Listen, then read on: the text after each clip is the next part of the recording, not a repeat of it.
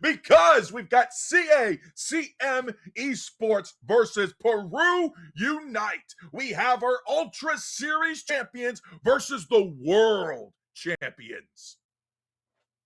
CACM. Who is CMCM? That is an impressive logo. That reminds me of some of the collegiate logos I see. Now, I don't know much about them, and I will probably get a little bit of hate for that. But now I want to know who they are. They look like they mean business. And just take a look at their draft right now. Looks like they got the Haunter, they got the Maridon, they got the Alchemy, who's a really good support, very stunning, I might say. But they also pair that with the Slowbro, who is a great defender, can isolate somebody that you don't like, and the Machamp, who's really good at grabbing and doing a massive amount of bulk damage right now. We also got to talk about this Gengar there. One Pokemon you do not want in the hands of Reggie is this Gengar. All Ultra Series long, every game we've seen CACM in, most teams, 90% of the teams, so don't quote me on that actual statistic, have banned Gengar out against Reggie specifically. PERU saying, we're not too worried about that. We can handle it, but the Haunters here, they're raring to go, and the 850 birds are 15 seconds away. Man, he is on his rotation, took that very cleanly. Fight might break out in the center as we see our first real confrontation of the game, Mimikyu and Haunter, but they decide not to take the fight here, rotate into the top lane. They're going to play this out as a 3v3 over the wild Pokemon instead, and it looks like it's going to go over to PERU as Mimikyu takes the first knockout on Haunter. We'll take down your Haunter and we'll raise you a Mimikyu, the Ghost type Supreme. You might be Poison, I might be Fairy, but types don't matter in this matchup here as Buzzwole looks to kidnap the Machop, able to drag him out and send him back to Nurse Joy. Said, listen, little man, you got to get bigger and stronger because I'm too buff, I'm too buzz, I'm too swole. Bot lane, we see a little bit of the reverse happening. Maridon has a pretty good control of the lane here. They're going to be a level 5 advantage. Haunter coming in for the gank. Might be a double knockout. We do see the Inteleon go down to the Maridon. A return gank coming in from the Eldegoss. I wanted to say Cottony for some reason because of Fluff Ball. I'm just thinking about so enjoyable looking, but it threw me on. Back to the action. We have a fight breaking over the Reggie Drago. PERU is mounting a counter-offensive.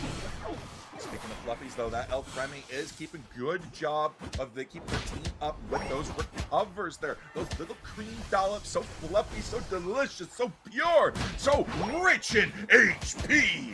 So that's exactly what you want from it there, but we're fighting around this Reggie Drago now. The Reggie Drago just said, you know what, Inteleon says, we'll go for that. As the teams now go in for their own objectives there. Maridon and CACM Esports all around just ignoring the Reggie Drago, looking to more get map presence and mobility.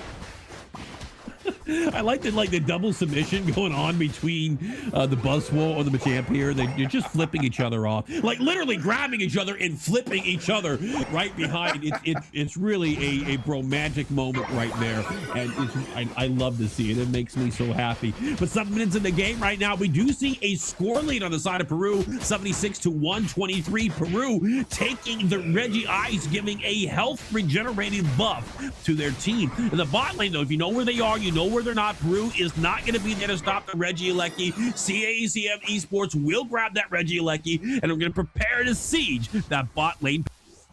Yeah, Mimikyu has a Unite move in the pocket, but so does Reggie onto that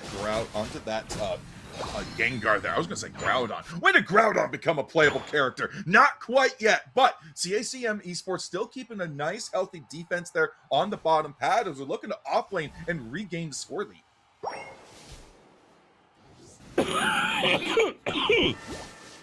I'm about to get hit by a stray attack there just now, but Maridon laying down some shocking damage onto the Blastoise. Blastoise surfing out of the way of danger, repositioning, and it looks like Machamp wanted to grab the Mimikyu, and Mimikyu was able to engage in evasive maneuvers and did not get caught. Both teams still on a little bit of a standby as hostilities break out in the bot lane.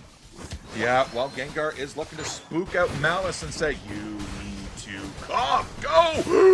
and take his breath away, we are going to see a huge grab there from the Inteleon, which is not Snipe Shot, but Liquidation, making use of the most recent buffs, being like, you know what, point and click moves, that's the way to go. Glaceon's not the only one that can do it now.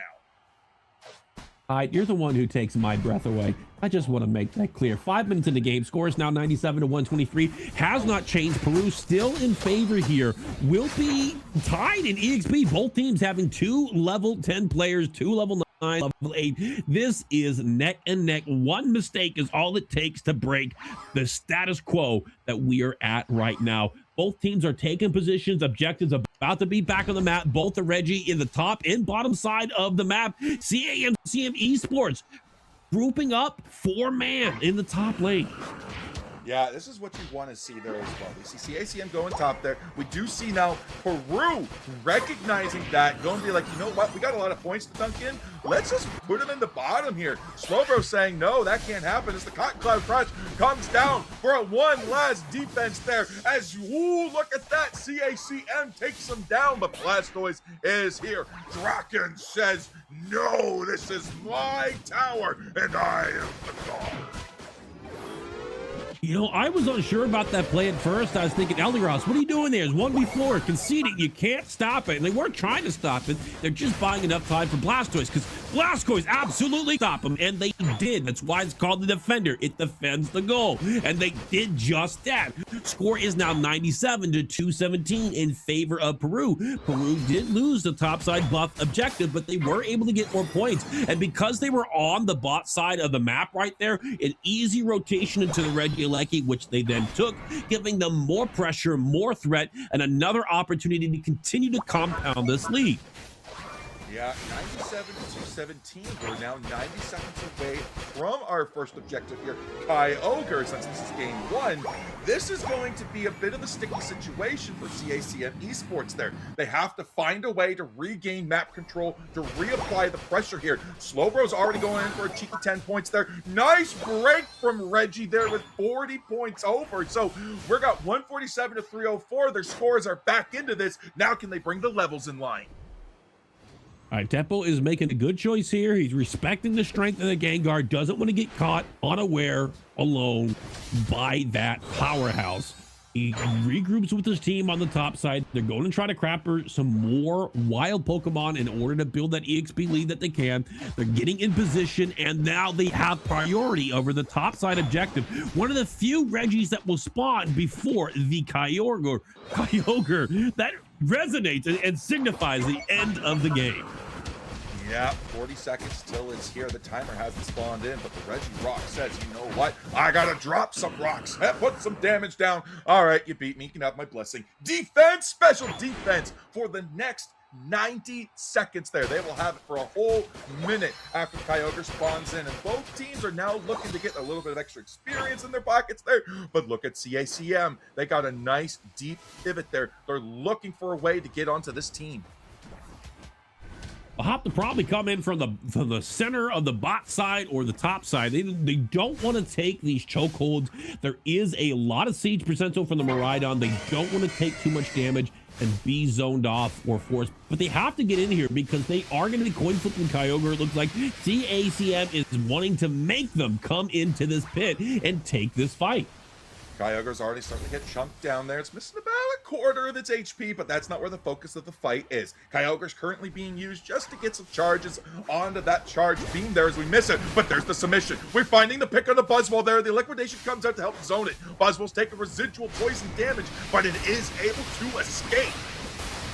Inteleon is kind of up there right now. They will be using liquidation. They do get the pick. They do grab the alchemy, meaning the heal is not going to be there. We see the Unite move coming in from the Slowbro, but it will be canceled. Now Machamp goes for another submission. Blastoise doing really good at keeping their teammates alive. Looks like Peru is in a favorable position here. Gengar is trying to go for the carries, but will get shut down by the Inteleon with some masterful maneuvering. Another 2 knockouts going over to Inteleon. It is 2-5 right now. Peru has control of this Kyogre at 20% HP. This game may have just been decided. Yeah, they're already grabbing that there. But yeah, look at that. The quick surrender there from the team. CACM Esports is going to lose out on game number one. Peru nabbing that victory 304 to 47. That is actually a very, very strong presence there. Look at a Nemo there with that Mimikyu as well, 45k damage. Actually, you know what? Overall, very low damage game. Gengar only coming in with 18. Miraidon only hitting that 34k. They're more focused on a lot of the pivots into those pads, looking to grab picks and ambushes and stuff, and they just weren't able to do it. There was just a lot of heavy experience gathering going on in this game. I don't know if I fully agree. I think there wasn't a lot of long range exchanges. The numbers aren't inflated. The moment somebody got grabbed, they went in for the knockout. That was massive single target CC burst damage that we saw a lot of that game. And so they only took the fights that were necessary, the ones that set them up for the ejectives or set them up for the rotation or allowed them to get to the pad or allowed them to get to the Kyogre at the end here. They are both teams masters at using pressure and threat to zone off their opponents to keep them from taking unnecessary fights and get them to concede things that they cannot fight right away. And so you see a lot of a lack of unnecessary knockouts in this game. It was a low knockout game, high point game, and the damage, the highest damage was 45, which is insane. Yeah. Yeah, and look at this. Like, this is a great way for Peru to be able to pivot into the Reggie Rock. They know that CACM is nowhere near it, that they're looking probably to take a pivot into the early pit there. And that's exactly what they do. They look for the grab, they look for the pick, but the Alcremie gets taken off first. Our crucial healer, that Unite move for that group healing, absolutely gone. Meanwhile, Peru is taking full advantage of taking down Reggie, taking down Miraidon, slowly picking apart what CACM has left, while also simultaneously ripping the Kyogre, dashing any dreams they might have had of a comeback. I mean, they knew their targets, they knew their hits. As soon as the biggest threats were gone, when they got rid of the Gengar, they got rid of the Machamp and the Buzzwole, they went straight for the objective. There was nothing else that they had to be worried about. One of the things I talk to about my players is not so much about knowing what you have to do, but more about knowing what plays are available for your opponent. Because if you know what they're able to do, what plays are available for them, it becomes very clear what you need to do. Absolutely. And in this case, when they can't reach you, you've got nothing to be concerned about. Absolutely. Putting up those walls, making sure they can't get your back line, playing protect the president if that's the comp you're doing, playing the pressure game if that's what you're going for. And both teams did that absolutely wonderfully. So Peru Unite is now up 1-0 there. They gave up the Gengar, which is infamous in the hands of Reggie, but it wasn't enough for CACM to come back. Now, another pocket Pokemon Reggie has is a Scyther. Hopped in that pocket there, hopped in going in. That is a fantastic Pokemon to have. We might see a pivot into that, Malice. What do you think that CACM has to do to get back into this game? I don't know enough about the teams there to give high level commentary. If I had to, though, about the game we just saw, I think what they need is a more forceful team. Right now, both teams are playing very safe. They have outs for some aggressive play styles, and they're playing on opposite sides of the map. If you want to break that ice, you have to beat them at their own game and push harder than they are, or you have to force a conflict on them that is favorable for you.